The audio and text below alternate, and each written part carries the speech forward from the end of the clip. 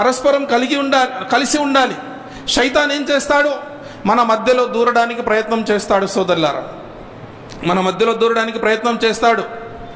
పరస్పరం ఒకళ్ళిద్దరి హృదయాలలో వైరాలను పుట్టించి మనము తన్నుకోవడము, అల్లా ధర్మానికి దూరంగా వెళ్ళిపోవడం శైతాన్కు చాలా ఇష్టం. అందుకని ప్రవక్త ముహమ్మద్ సల్లల్లాహు అలైహి వసల్లం వారు ఏమన్నారు? చూడండి, మీరు నమాజ్కు నిలబడేటప్పుడు కూడా పాదానికి పాదం, భుజానికి భుజం ఆంచి నిలబడండి. ఎంత సోదర భావం అండి! ఎక్కడైనా ఉందా? నల్లవాడైనా తెల్లవాడైనా, రాజైనా రారాజైనా ఒక బీదవాడి పక్కన కూర్చొని ఈరోజు భోంచేస్తున్నాడు సౌదీ అరేబియాలో. ప్రెసిడెంట్ వచ్చాడు, తుర్కీ ప్రెసిడెంట్. నమాజ్ టైం అయిపోయింది శుక్రవారం.